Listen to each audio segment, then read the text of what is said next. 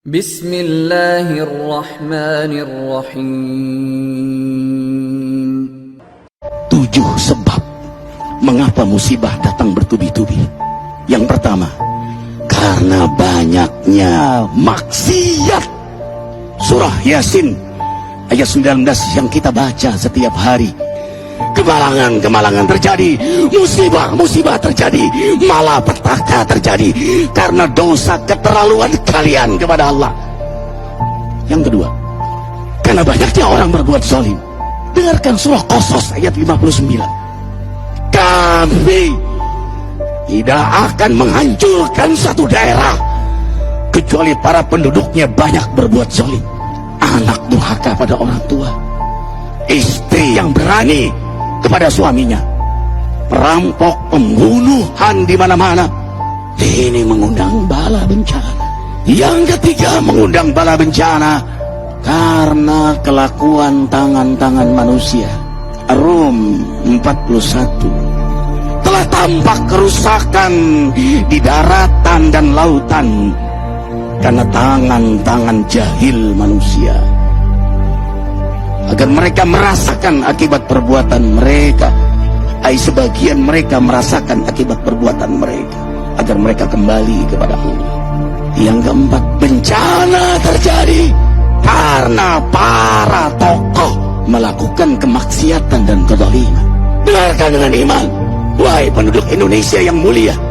Bila kami ingin menghancurkan suatu negeri, kami perintahkan para tokohnya untuk taat kepada Allah, tapi mereka maksiat, tapi mereka berbuat zalim, tapi mereka hianat kepadaku dan kepada makhlukku. Fahaqa alaihil qaul, maka haklah untuk mereka datang bala bencana seperti kaum Ad, kaum Samud, kaum Lut, kaum Nuh. Kami hancurkan sehancur-hancurnya. Siapa tokoh itu?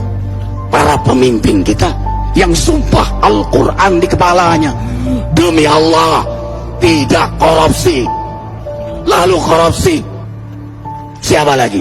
Hartawan, orang-orang kaya yang dengan harta berpoya-poya, sombong, maksiat dengan kekayaannya di tengah orang yang banyak menderita. Siapa lagi? Ulama yang menjual ayat-ayat Allah dengan murah.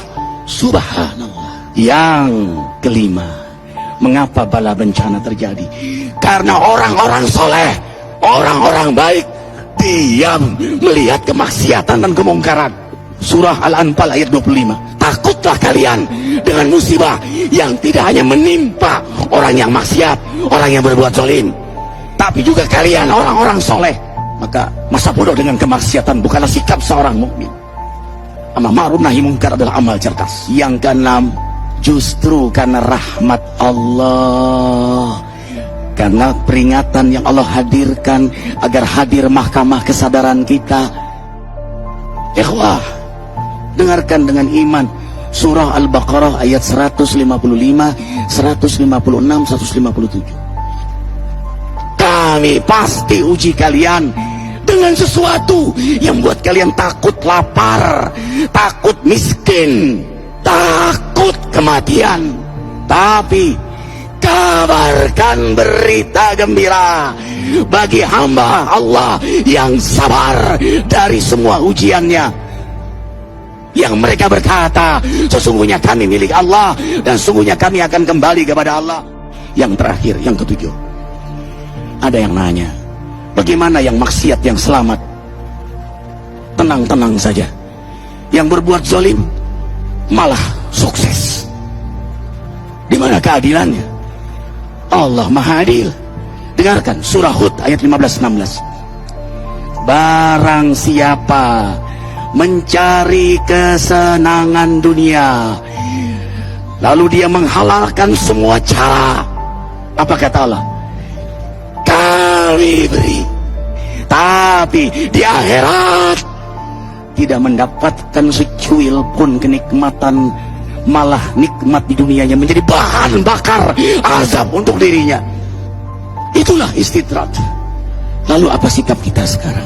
Orang beriman menjadikan peristiwa apapun sebagai jalan untuk mendekatkan dirinya kepada Allah.